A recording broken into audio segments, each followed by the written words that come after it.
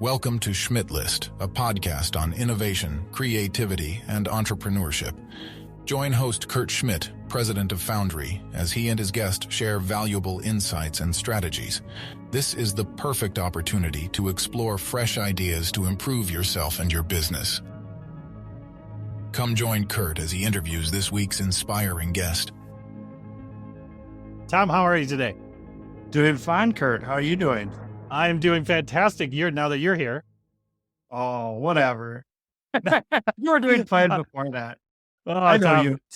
So tell me, Tom, tell me about the work you do and who you do it for. Right. Yeah. Currently, I'm working in operations and service for, I'd say, a mid-sized medical device company, Rocco Medical Technologies. My career has been operations, R&D, et cetera. But over the last couple decades, it's been medical devices.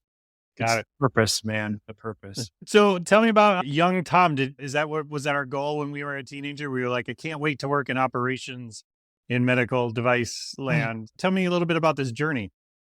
I think it started with a garbage man. I think that's where it started. That was a noble profession. I think it still is. It was super useful. We had the sign out front with the thanks for all the first responders and the people bringing meals and the people picking up the trash. But no, I grew up in Rochester, Minnesota, spoiled by world-class healthcare and didn't even know it. It was fun, but I don't know. It's, as one of your previous guests had said, it's not been a ladder. It's been a jungle gym. And Yeah. that's the fun. I've fallen down a few times. Yeah.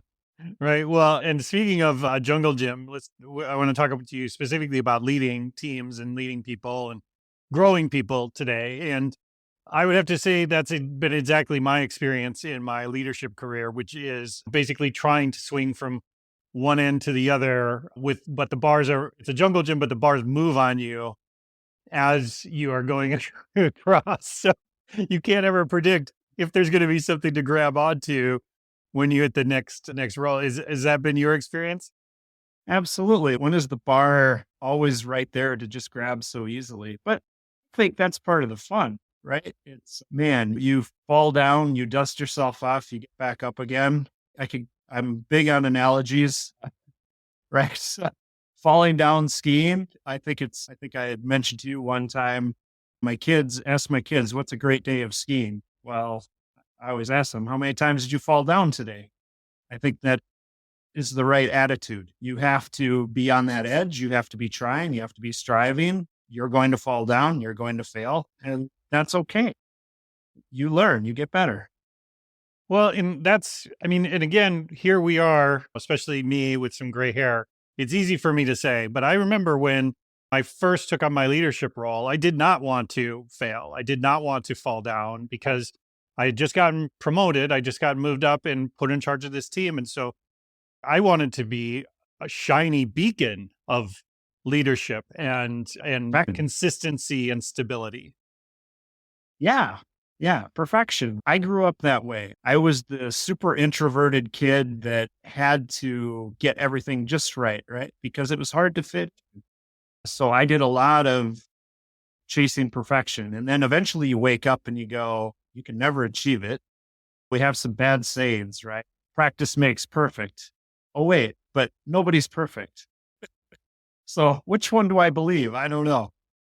Yeah. Well, in the days of back then too, we didn't have social media as much, but now we've got social media telling us like get rich quick and pyramid schemes and things we can get. It's like it wasn't to say that there wasn't get rich schemes before social media, but it's even more prevalent now. And I think it can muddy the waters for some people choosing a path because you can get stuck into these things. And when, I've seen some of these people that hawk some of these things, it's like you would be actually a good leader in like a legitimate business. You could probably transfer those skills over instead of like trying to get people to buy this junk from China. Right. Yeah, absolutely. Absolutely. Yep.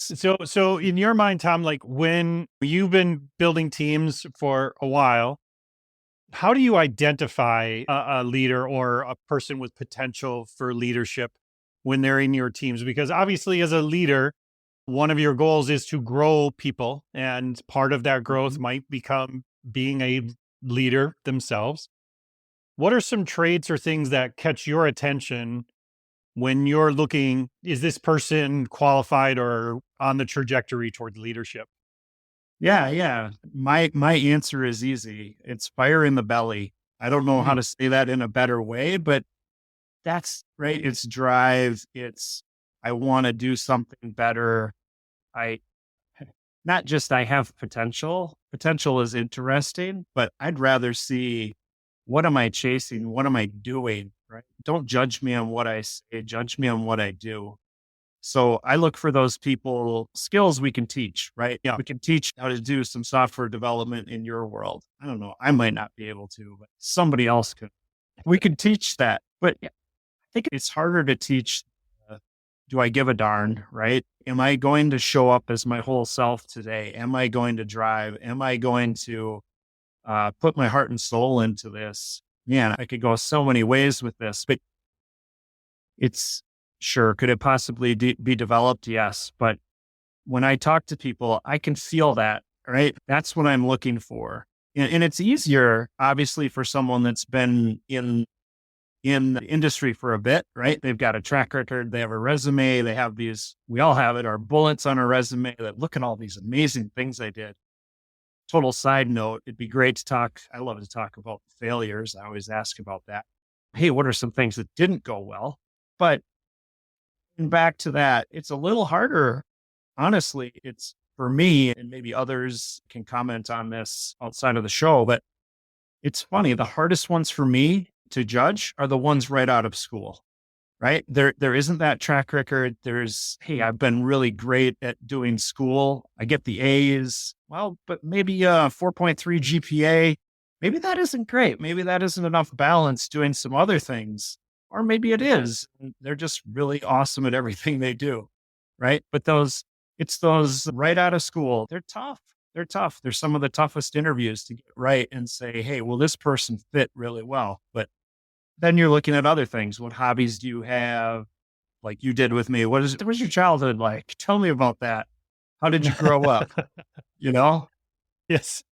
Yes. Tell me about if you were bullied in school and Yeah, absolutely. Right. I was. Looking back on it, it was fantastic. It was a great experience to go through. Would I, as myself back then, not want to go through that? Absolutely. But would I take back everything I learned from it? Absolutely not. Learned a ton from that. Getting picked last on the kickball team at the time, it destroyed me. Now it's like, I learned how to hang in there and how to value myself and what I have to bring to the table. no, it makes sense. So let's flip the script for just a second. Sure. If you were to give advice to someone, they're on a team and they're wanting to impress their boss that, hey, I want to be thought of for leadership positions. I want to be considered for promotion and things like that. What are the things that they should be doing, the actions, right? So you had mentioned like showing up and these are the sorts of things, but what does it actually mean? Because I've had people that want to be leaders, but they can overdo it, right? They'll take on a ton of stuff because they think that's what you do as a leader. In order to get promoted, you take on more work and extra work. Yeah. And they learn that, well, their parents tell them, hey, the squeaky grease gets the wheel. So make sure you're loud and you're in their face relatively, as much as possible. So they don't forget you and they notice you. I've had all the above with people that I've worked with and in their leadership journey. Tell me about you, Tom. Tell me, what would be your advice to someone that's listening to this and thinking, I want to move up? Yeah. Yeah. I think first step for me, don't be obnoxious. Right. I mean, it's great to want to strive, want to achieve, want to get better, want to deliver for the world, deliver for your team and your boss. But for me, it's got to come with a dose of humility, absolute humility. You're a team player, right? Early on in our careers, it's hard to remember that. We get all these pats on the back from going to school and getting these grades. It's all because we did something. And in industry, right, it's all about working in a team. It's all about those relationships. Yes, you do some things yourself, but you're always working with others and you don't succeed without them. Right. So back to your question, hey, how do I show my boss I'm doing good things? Another one thing is do the things that others won't do, right? A lot of people like to talk about, oh, we should do that. We should, everyone, the world is filled with people with great ideas.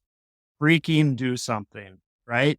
Show up, take on a hard problem, just do it, right? Do it well. Don't leave a wake, right? Don't leave, build alliances with these people that you have to work with to be successful with, right? But please don't try to do it alone. Please don't try to be the hero. One, you're going to burn out, right? You're going to, like you were alluding to, you try to boil the ocean. Good luck. Good luck. Well, and let's be clear for a second here, because I've had people who say, well, I'm going to take on this hard problem.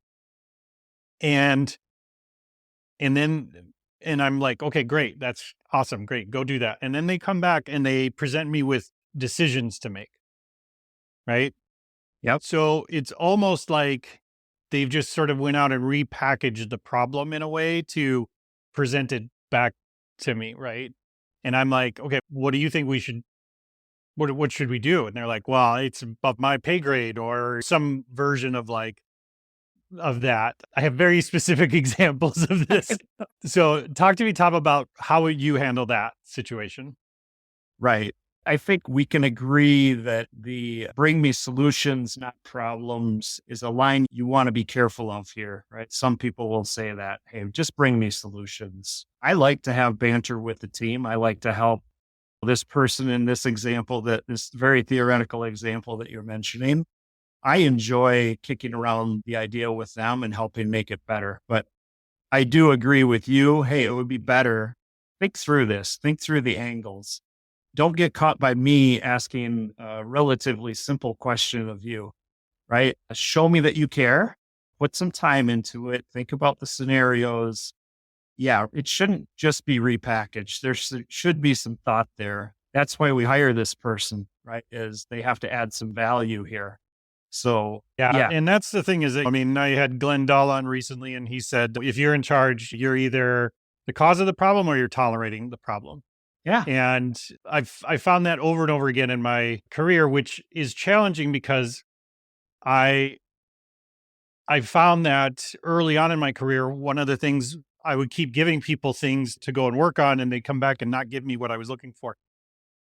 And I was like, oh, they're not ready and all these things. And then I, obviously being a good leader, trying to be a good leader, hold up the mirror and be like, am I communicating my goals, what I want to see the end result of this, what the impact of that end result is? Because too many leaders, I think, spend so much time telling them what they should do and how they should do what they're going to do. Okay, I'm going to give you this special initiative, Tom.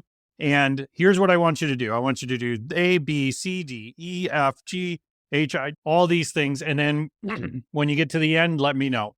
Versus, right, I need to increase customer retention by 10% this quarter. Right. Go figure that out. And I think some leaders get confused, and I'm going to go all over here with this statement / question, but stick with me. They get confused because they think, well, if I delegate all of that to the team, then what am I doing? Right. What's my value? And so many of those leaders come from those areas of a doer, a person who implements things, gets moved into a leadership position, and now their goal is to make more versions of themselves. But they can't help but fall back onto those original tactics that made them feel valued within an organization. Absolutely. And especially in times of stress, right? That's what hey, bullets are flying, leaders, the enterprise is in trouble, everyone's in trouble. Well, what do? You snap back to what you're comfortable with, right? And so in that case, if that leader is most comfortable being super technical, they're going to be in the trenches, being super technical, totally undermining the people that they hired to do the exact job that they are choosing to do as a leader, as a working manager instead of a leader, right? So yeah, I hear you. I totally hear you here. And that's the thing, Tom, is that back to you kind of touched on it, which was, again, back to the whole, if all I have is a hammer, everything looks like a nail, right? So if I have a technical background, I'm going to try to technical my way through it. If I have a HR background, I'm going to HR my way through it. And I think that's what true modern leaders need to understand is they need to sort of transcend that not that it's not important and that you had a big impact and everybody appreciates you, yada yada. Okay. But Yep. Yep. what they appreciate now is for you to be able to direct those things and make those things happen, right? Your people skills, right? Yeah. As soon as you put on the leader hat, you should, working managers. It's not my favorite terminology, right? I like leaders. I like to see leaders, people that put down the technical, they let their people try, they let their people make mistakes. Yes, we have to give a direction, a goal to achieve. But man, if we're directing, if we're doing A through Z, like you say, every step of the way, here's how you do it. What do you need me for as a technical person, right? As an individual contributor? Go ahead, boss, do it yourself. You know what to do. I've had that discussion with bosses in the past. Why are you asking me to do this when you just want to do it yourself? Again, Yeah. I like the idea of differentiating and again, being clear with your boss. Do you view me as a leader or as a working manager, right? Especially if you're in a more mid-management role, right? Where you're having to manage up and down and across and everything. Some people in those mid-management roles might be surprised to find out, oh no, my expectation is you are a working manager and not a leader in the organization, right? Yeah. Yeah. And there's going to be times we have to put on the cleats and go out on the field, right? I'm not saying that never happens. There absolutely is a time when I need to dust off the engineering degree and it happens, right? Yeah. But it should be rare, not every day. And when it happens, it should be helpful for the team and a learning moment for the team, not my MO, not the way I operate every single day, right? It's let them think about it. Let them struggle with the problem, right? When that person came to you with repackage the problem, I'm sure you sent them back with, hey, here's some questions. This would be really great if you could think about these questions and come back to me with some. You're not directing them how to do it. You're giving them questions, not do A through Z. Yeah. Here's I came up with this trigger years ago, which was if I'm in a spreadsheet, I'm not leading. Yeah, absolutely. If I catch myself working on a spreadsheet, I know I know that what's happening is not what's supposed to be happening. That's right. Someone else needs to be in the data, right? If I'm there, that's an indicator we collectively have a problem. Yes, You can exactly. If I'm at yeah, you can be extremely good at doing the data and the spreadsheet, but you're the wrong person, Kurt. but I'm not good at it, Tom. I'm just going to tell you right now. But Well, then sometimes you're really in trouble. Then you're really in trouble. That's what I'm saying. That's what I'm saying. Like, we know we're really in trouble if Kurt's in a spreadsheet because he's not an Excel master by any means. Right. So you've got to go find someone to teach someone else to be the Excel master so that you don't have to be the Excel master, right? You're not going to be the teacher of Excel either, but you need someone to be able to do that. Yeah. Well, and that's the thing is I've always coached people, look for those triggers where you can catch yourself if you're in a situation, if it's this kind of meeting, right? If you're I used to have a leader that would say, these are $1 million meetings, right? So you'd have like 12, 15 people in a room to discuss something. And one person's basically running the meeting. One other person in the room is kind of being the squeaky wheel. And everybody else is just kind of waiting to get out of there. But you're taking up all their time and all this stuff because you want to build quote unquote alignment with the team, but that meeting doesn't build anyways. So so I always tell people like, look for these traps, look for these triggers that will show you you're falling into either past bad habits, things you learned from not so great leaders or mediocre leaders, or you're following sort of the culture of the organization in a way that is just continuing to hold back from innovation and growth and those sorts of things. So keeping an eye out for those things is really important. But I want to go back to what I was just saying about the meetings stuff, right? Because everybody loves to pick on Jeff Bezos thing, right? Where it's like the 2 pizza meeting or something like no, Right. right? And I think that's great. But, Tom, you worked in some sizable organizations. I mean, even how do you keep alignment as a leader without bringing in everybody into everything? Because that's what some people Yeah. expect, right? I've had so many people say to me, like, well, I wasn't in that meeting. It's like, Yeah. okay, like I know you weren't in there. There's a reason why you weren't in that meeting. That's right. That's right. It's the same person that complains about, or the people that are in the meetings are complaining, I have too many meetings to go to, but I can't say no It's to a exactly meeting. right. Right. Yep. Yeah. Yeah.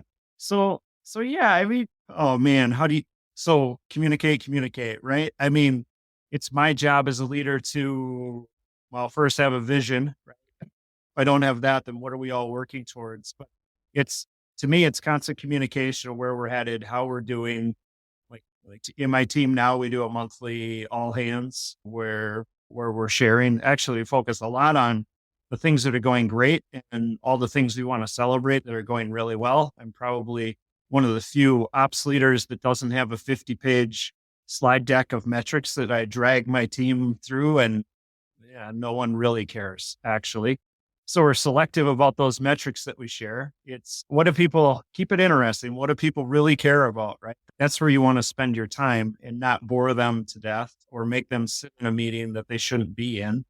So, but I didn't fully answer your question. I don't think it's how do we communicate out there? I think repetition is one. You have to keep saying the same thing over and over. You should feel like Neil Diamond singing that same old song, or Taylor Swift, probably a better artist these days. But Neil Diamond at the end, his voice got really raspy and he just doesn't sound like the same guy, but he's got to keep singing the same song, because if you don't keep delivering the same message, then other messages get to creep in and people always spiral to the worst possible place, no matter what that means to them. But if you're not continually in their ear with, hey, this is what we need to be thinking of, this is where we're focused, this is how we're doing, then folks are going to go to business is bad, they don't need me, all these terrible things. Yeah. People That tell real. themselves some crazy stories. Yeah. What did Yeah. I miss? Well, yeah. But again, to your point, as a leader, the one thing I think I learned was never assume communication has taken place. Like, Yeah. never assume it's been fully communicated ever. Right. I've had so many managers that worked underneath me that would send an email to their team and be like, do this from now on. And then somebody wouldn't do it and they'd be like, oh, aren't they reading my emails? And I'm like, like, yes, they should read your emails. Yes. Okay. I give you Yeah. that. But that's like this much of the conversation. It's a little tiny bit of the what you need to do to communicate to people. Like, just realize that they need more information more regularly, right? I used to have a boss that would say 7 times, 7 different ways. Yep. All the time. So you email them, you Slack them, you send an audio message, you send a video message, you write it in a card and you mail it to their Yeah. house. Like, if you want them to, if it's that important as a leader, you've got to put in the extra effort to make sure communication has taken place. Yeah, you get what you focus on, right? It's assume is you make an ass out of you and me, right? That's exactly what you get if you assume something's going to happen. And I love your part. I love to do the positive reinforcement. Hey, I caught you doing something good, right? Swing by, see that person. Thank you for doing that. And it validates what you just said, that, hey, something was maybe heard and passed down. And this is our MO. This is how we want to operate. Fantastic. So reward that. I'm much more a carrot person than I don't like sticks, right? I like the carrots. Carrots are much more fun. So spend your energy thanking people for doing good work versus, I think working the other way is tough, right? The stick approach. Who's motivated by that? Says no one ever, right? No, nobody's motivated by that. But if you get to the point, in my experience, where you have to use the stick, it's kind of both of your fault, in my opinion, because you let it get that far, right? Back to the whole, I'm either causing it or ignoring it, right? Yeah. Is that you should take accountability for maybe not setting great expectations, right? Obviously, there's egregious sort of issues that need to stick very quickly. But in the day-to-day sort of stuff, like just resetting expectations, Yep. reminding people this is why we're doing what we're doing, reminding people we're having this meeting because of this, not just because it happens every Monday. This is the goal of this meeting. I'm going to remind you at the beginning of this meeting that we've had for 2 years, every Monday at 8:30, every time. This Yeah. is what the goal of the meeting is. And does Yeah. that meeting always follow that goal? No, that's not the point. The point is that I am staying clear and I'm communicating what is the goal of this meeting, because it's okay if some of those regular meetings go off the rails and maybe, oh, everybody's out this week, so we don't really need to have it. And that's fine. Like that's not what those aren't the meetings I'm really talking about. I'm talking about those special initiatives where it's like, we've got a task handed down from high and we've got to turn the ship. We've got to pull the nose up. We've got to think of more metaphors for, we need a list of business metaphors for how to increase revenue. And if you're not clear about what the goals of those things are and reminding people, you can get off track really fast because people will start to try and fix problems that don't have anything to do with the organization, right? I remember early on in one of my agencies, we were struggling with profitability and we were talking to the team and saying, we're struggling with profitability. And here's some of the things we came up with. And one of the people on the team was like, well, what if we stop buying free water and soda for the fridge? And those expenses. And I was like, that is literally like a nickel compared to, I'm talking about saving dollars. A couple $100 in free soda is not going to pull the nose up here, right? And so you Right. can't expect your team to just have immediate business sense about what's going on in the world. They're going to come up with those sorts of ideas, but you've got to be able to steer them in the appropriate way. And Yeah. unless you're ahead of that, if you just assume that they all get it, well, you do so at your peril. Yeah. Agreed. Very early in your last go there, you said something I think I should build off of. It starts with me as the leader, right? Yeah. Another, terrible Taylor Swift pun here, but I'm the problem. It's me. That's where I always start, right? It's the safest place to start. Safest place to start is to say, I'm contributing to this problem. When something goes off into the boondocks, I made that happen. Okay. Then I can analyze what I did to contribute to that little dilemma and peel the onion down and say, okay, are there some other things happening here? This 8:00 Monday meeting that I have every time, how am I leading that? Okay. Maybe I can give myself a clear conscience eventually and start to get down to if there's someone else I need to be talking to, et cetera. But if it goes off into the boondocks somewhere, again, I start with me and then I talk to people and I start with that. Like, hey, I failed somehow. Like, well, and then it's funny when you're open about yourself as the leader being the failure, it invites others to say, well, actually, leader guy, I made a mistake too there. And that's super powerful, right? So that's the environment I like to work in. No one's perfect. Why I don't want to be perfect. Delightfully imperfect, right? Right. So anyway, I could go on. Yeah. That's the key right there. And that's something I've been teaching and coaching people on, is the idea of when I think of the idea of modern leadership, it's really just vulnerability, showing people that you have scars and you get sick and you're not perfect either. Yeah. But you can't just say that. Like, I remember I used to have a boss that would sort of pretend to be vulnerable by saying like, well, I'm not perfect. And I'm like, yeah, okay, well, let's dive a little deeper there. How are you about an not example? perfect? But you would never get past that surface level, right? It was like, because I'm not perfect. It was just this blank statement of like, and when I heard that, I was like, that is all encompassing of I'm accepting responsibility for the situation, I'm apologizing, and I'm whatever. And it was like this catch-all sort of statement. And maybe I'm too far the other way, Kurt. People that know me will watch this and laugh, but yeah, I go the other way, right? Like, I stink so bad, I can't even beat myself, right? I make so many mistakes, right? But I think It's being human. Vulnerability is a word for it.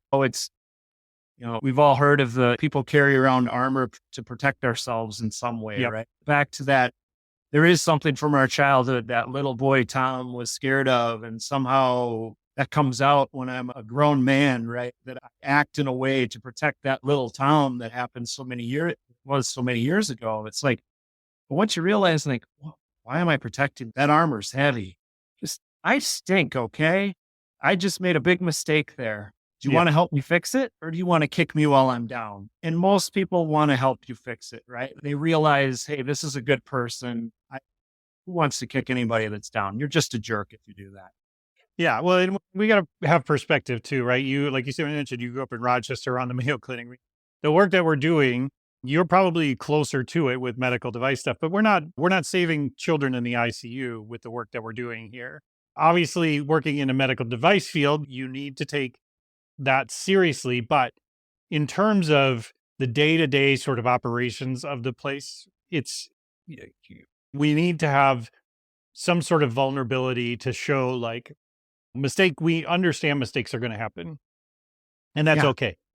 But what's more important is how we deal with mistakes, not that mistakes happen. Yeah, absolutely. What's our response to the mistake going to be, right? Is it we go out for a public inquiry and we spent all this time and energy? The Spanish Inquisition, digging up the past, and I'm looking for someone to blame. Like, how does that help you move forward? Sure. Anytime there's one of these issues, we do need to do a little bit of digging and understand what happened so that we don't repeat it, so we get better. But that should be a smaller part of it rather than what did I learn, right? What did I learn from this? What can I take away from it? Yeah. Makes us better.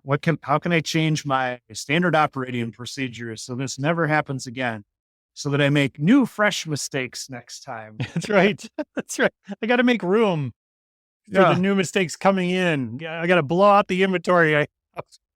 I should be clear, right? If I am that bad that I keep making those same mistakes over and over, you should find a different Tom. You should find someone to replace Tom if I keep making those same mistakes. I do need to make maybe at least in this initiative or this situation, right? Yeah. Because again, like everybody is not meant to solve every problem in an organization. And there's going to be times where you'll find that your skill set, temperament, attitude, background isn't as important. Okay. So the last thing I want to talk to you about is the difference in modern leadership that I'm seeing today. So previously as a leader, and I would say maybe 10, 15, 20 years ago, what I could rely on to be successful as a leader is my past, is my experience, the scars and the different things. What I'm seeing now is how future facing are you? How are you anticipating what's coming and how we're going to address it and how we're going to work towards a better thing? So I feel like in modern leadership, there is this balance of where I can't just rely on what I've done in the past, right?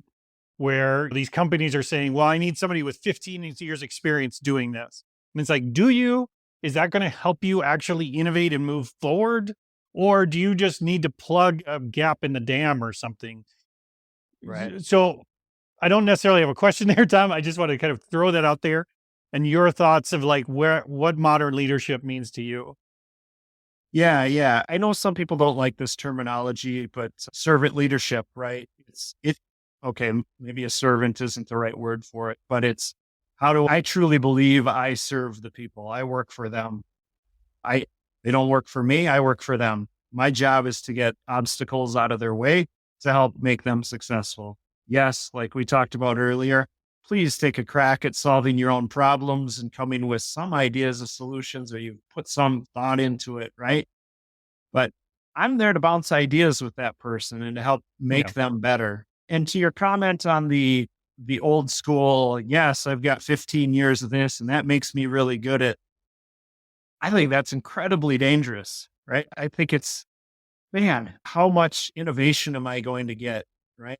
You think of the old learning curve, right? I come up the learning curve, it plateaus, and then it goes down the other side into this dark place where I know I'm going to get 15 years of baggage for sure. Yep. Absolutely. And it's not to say 15 years of experience is terrible, but Yeah. I think it's even been on your show, right? Is that 15 years of experience or 1 year repeated 15 times? I'd advocate for not repeating 1 year 15 times over and over, right? It's how do I grow? How do I have that growth mindset? What got me here to this job will not get me there to the next job, right? I've got to be learning the skills before I have to put them in place. As in that role, I have to practice. I have to get some experience close to that role that I want to have in the future. Try it out, make some mistakes, fall down, hopefully with a mentor or a good leader there to help pick me up, that I can cut my teeth on something, right? And try it out. And then go into it with slightly more confidence that this is going to work out and make new mistakes. Yeah, exactly. That's what I'm excited about. That's what I'm excited for the new year. I got a lot of new mistakes to make this year. I'm really excited to get started on them. I'll tell you that. And if you're not making mistakes, you're not trying hard enough, right? You're not showing up. You're playing the game too safe, right? That's right. If you ever watch the movie you're- Days of Thunder, it's what they say, Rubbin's racing. Yep, that's right. That's right. Absolutely. Or back to your BMX days, right? If you aren't Right. trying that next trick and falling down, now, sure, you did it privately. You did it when no one was watching, but you were practicing, right? Well, I fell many times in front of people. I'll tell you that. But I many get some times. of the best applause, right? Yeah, right. Well, definitely taught me humility. I'll tell you that.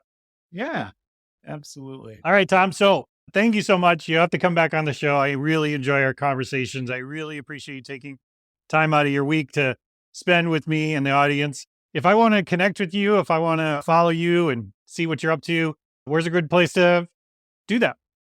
Yeah, thanks, Kurt. I say, first of all, thanks for this opportunity. This was a fun jam session with you here. I really appreciate the opportunity. But the best place to find me is probably LinkedIn, Tom Priebe out there. I might be the only one. I think the only other one out there is a rock musician in Germany. So I shouldn't be confused with that one. That's really funny because most of the other Kurt Schmidts are in Germany as well. Yeah. Awesome. Awesome. Well, thank you so much, Tom. I appreciate you. And yeah, we're looking forward to having you back on the show. Thanks. I really appreciate what you're doing here for the world, sir. Excellent show. We appreciate you taking the time to listen to this episode of Schmidt List. The stories shared by our guests are genuinely inspiring and offer insightful knowledge. It's important to remember that success doesn't happen overnight and requires collaboration, learning, and perseverance. If you want to broaden your professional connections, check out Kurt's book, The Little Book of Networking, How to Build Your Career One Conversation at a Time on Amazon. Please stay connected with all things Schmidt List on social media, leave a review for the podcast, and join our community of like-minded entrepreneurs. Thank you for being part of Schmidt List. Keep innovating, collaborating, and chasing your entrepreneurial dreams.